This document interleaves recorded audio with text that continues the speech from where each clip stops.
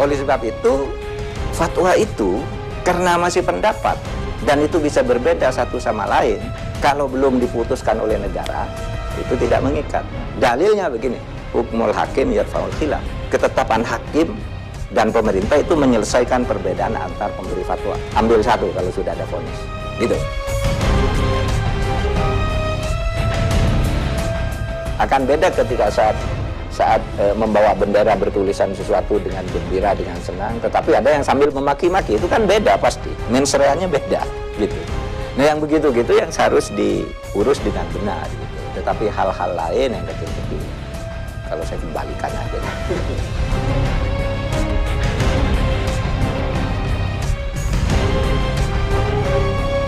Dengan pesimis terus, Mas Indiarto, mari kita yang bagus-bagus nih kita rawat, kita kembangkan gitu. Pokoknya harus dibentuk satu gerakan nasional untuk mensosialisasikan lagi Pancasila dan Undang-Undang Dasar di tengah-tengah masyarakat. Di hukum diombang-ambingkan oleh perkembangan politik.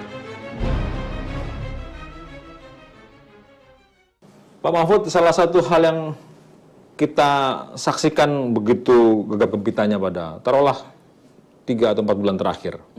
Salah satunya adalah karena fatwa MUI berkaitan dengan penistaan agama. Menurut Anda, apakah sebesar itu pengaruh MUI yang kemudian bisa mengubah jalannya kondisi masyarakat? Menurut Anda, apa sih pengaruh fatwa MUI?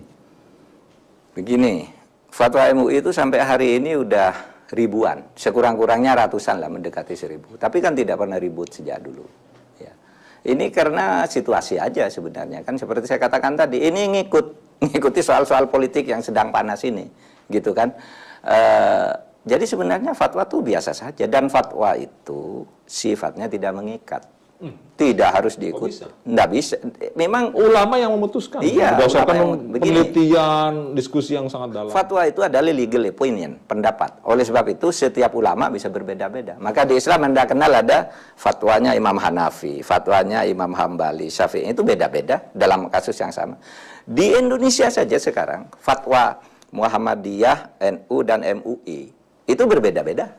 Dalam urusan bunga bank beda, dalam urusan presiden perempuan beda gitu, dalam urusan hari Natal beda. Karena apa? Karena fatwa itu hanya pendapat hukum, tidak mengikat.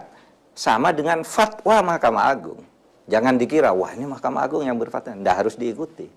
Tetapi diikuti boleh. Saya tidak bisa mengerti nih, karena pandangan saya namanya MUI lembaga besar, ulama banyak. MA lembaga besar, hakim-hakim agung isinya. Iya, memang nggak boleh. Kalau Mahkamah Agung itu yang boleh diikuti vonis, bukan fatwa. Kalau fatwa itu kan permintaan, ini ada begini, gimana baiknya? Begini, tapi kalau nanti ada perkara lalu divonis beda, vonis yang berlaku, bukan fatwa. Gitu. Nah kalau di dalam Islam sendiri, fatwa itu juga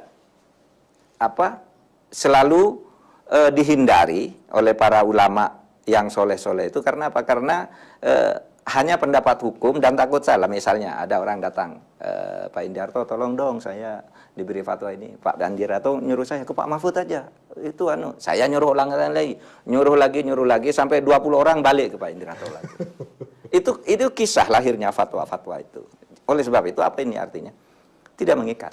Gitu. Tidak mengikat. Nah, sekarang itu orang lagi mencari alat pemicu untuk bergerak bersama-sama, ketemulah di majelis ulama itu fatwanya. Lalu muncul gerakan nasional pembela fatwa. Coba majelis ulama bilang aja, saya enggak perlu pembela, kamu enggak usah bergerak gitu. Kenapa sih kalau bilang gitu aja? Biar enggak ribut. Bisa. Karena fatwa itu bukan hukum. Sekali lagi fatwa itu bukan hukum. Dalilnya apa Pak Mahfud ngomong seperti ini, bahwa fatwa itu bukan hukum? Fatwa itu bukan hukum. Ya sudah prinsip umum di dalamnya. Begini, yang dikatakan hukum itu satu, kalau aturan abstraknya itu undang-undang. Kalau dalam Islam namanya al-qanun, ditetapkan oleh negara, Negara itu dalam menetapkan aturan itu legislatif, kemudian menetapkan vonis itu yudikatif. Nah, oleh sebab itu fatwa itu karena masih pendapat dan itu bisa berbeda satu sama lain, kalau belum diputuskan oleh negara itu tidak mengikat. Dalilnya begini, hukmul hakim yarfa'ul khilaf. Ketetapan hakim dan pemerintah itu menyelesaikan perbedaan antar pemberi fatwa. Ambil satu kalau sudah ada vonis. gitu. Nah, itu dalilnya kalau di dalam hukum Islam. Nah, di dalam hukum nasional juga begitu, Mas. Di dalam hukum nasional itu ada pedoman bertingkah laku yang disebut norma. Nah, norma itu ada norma agama. Saya beragama Islam, saya punya norma agama, wajib sholat, wajib zakat, tidak boleh makan babi. Tapi kalau saya makan babi kan tidak bisa dihukum oleh negara. Karena ini hanya norma agama. Norma kesopanan. Saya duduk di atas, nih teman-teman duduk di bawah, ini kan tidak sopan. Tetapi kan tidak ada hukumannya, karena ini bukan hukum. Itu hanya norma kesopanan. Dan seterusnya. Sehingga segala sesuatu dari norma itu baru mengikat dan dipaksakan oleh negara kalau sudah ditetapkan menjadi hukum. Nah, fatwa itu sejauh belum ditetapkan jadi hukum tidak mengikat. Fatwa Majelis Ulama itu tidak mengikat. Kalau belum dijadikan isi undang-undang atau isi perda atau perpres pemberlakuannya untuk satu hal. Oleh sebab itu, apakah Majelis Ulama itu fatwanya tidak mengikat? Ada yang mengikat. Misalnya apa? Misalnya hukum perkawinan. Itu kan sudah jadi undang-undang hukum perkawinan, bahwa hukum itu dilakukan secara sah kalau dilakukan menurut agama masing-masing. Itu jadi fatwa Majelis Ulama di situ bisa jadi hukum. Tentang Ulama belum jadi undang-undang. Nggak bisa. Seperti yang paling gampang, Anda orang Islam tidak mau naik haji, nggak apa-apa, karena haji itu kewajiban agama. Dan belum ada yang mewajibkan undang-undang itu haji wajib. Tapi ada undang-undang haji. Bukan untuk mewajibkan orang naik haji. Untuk apa? Untuk melindungi orang yang mau naik haji. Kalau yang tidak mau naik, tidak apa-apa.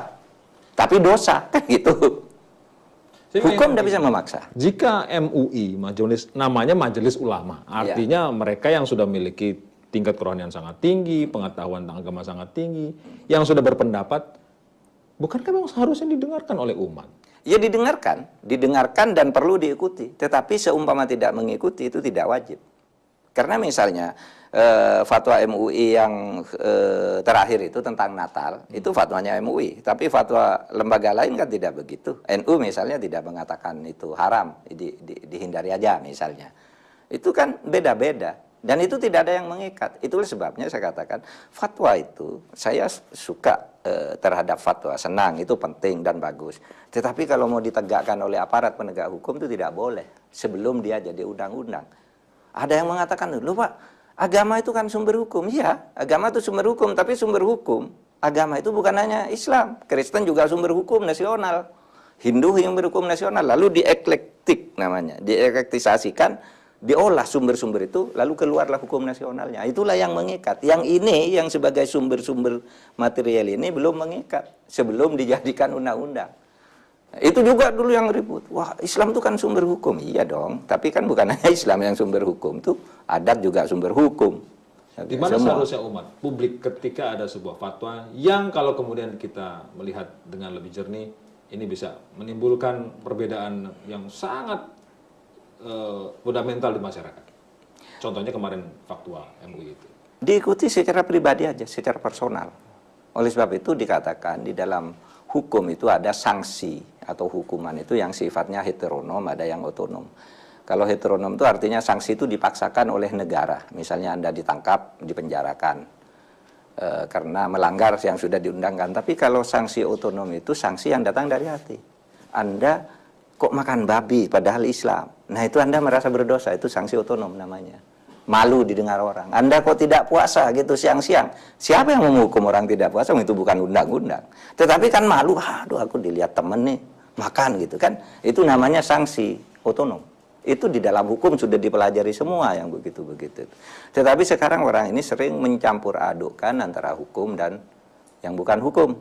Banyak juga ketika saya berpendapat begini, Pak Mahfud itu orang Islam apa kok bilang hukum Islam tidak berlaku? Memang tidak berlaku di sini hukum Islam. Yang berlaku hukum nasional. Hukum Islamnya berlaku bagi kita pribadi aja. Gitu. Ditaati secara personal. Jangan dipaksakan ke publik gitu. Misalnya Anda mau sholat, mau tidak, itu kan urusan saya gitu.